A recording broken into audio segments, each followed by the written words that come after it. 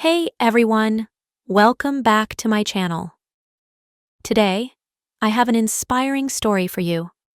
So let's jump right in. Today's story is about a girl who learned to love herself the way she is. She did not let others decide how valuable she was. Sarah Nichols was a young girl who loved sports, especially volleyball. But she was different from other girls. She was bigger and stronger than most of them. Instead of getting praise, people made fun of her. Her teammates called her names like Hulk and Sasquatch. Even her coach did not respect her much. The worst was a girl named Judy, who always tried to embarrass Sarah. But Sarah never gave up. She spent hours at the gym, lifting weights and improving her volleyball skills. One day, Judy made a plan to humiliate her. She arranged a weightlifting competition between Sarah and her boyfriend, Peter.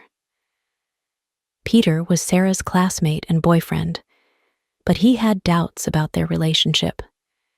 His friends often laughed at him because Sarah was stronger than him. They told him his girlfriend looked too powerful.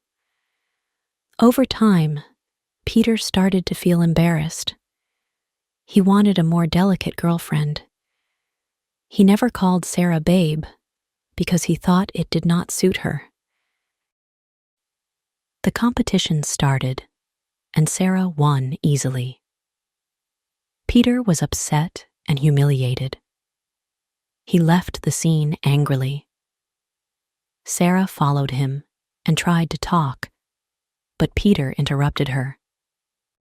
"Couldn't you just lose on purpose? Did you have to embarrass me?"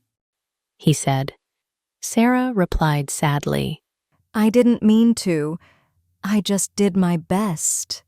But Peter, influenced by his friends' opinions, saw this as a chance to end the relationship. He looked at Sarah coldly and said, "I want a girlfriend, not a powerful monster." Then he left her forever. Sarah, heartbroken and in tears, went to the locker room. She sat on the floor, hugged her knees, and cried.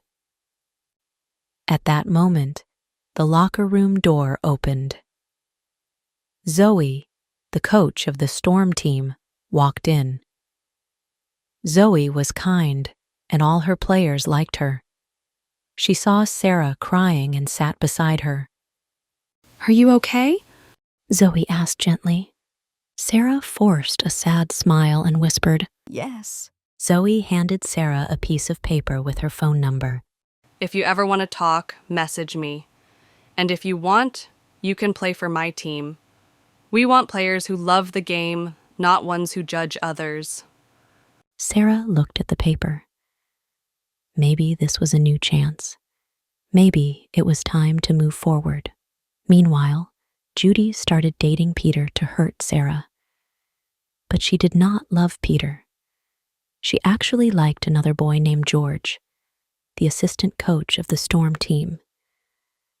George also worked at a coffee shop. One day, when Sarah was feeling down, she walked into the same coffee shop by accident.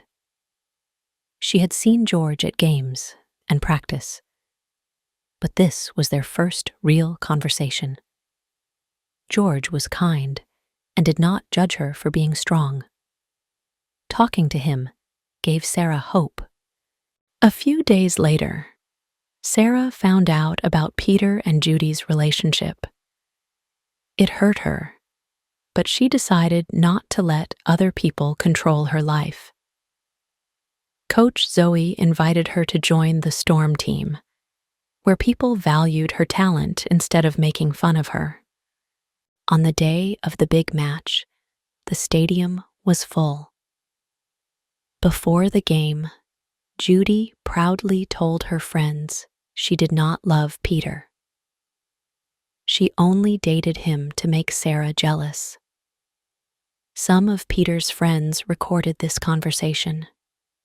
The match started, and as expected, Sarah played brilliantly. When the final whistle blew, she sat on the floor and cried, not from sadness, but from happiness. After the game, George walked up to Sarah and smiled. Want to go out for dinner tonight? Sarah smiled back. Like a date?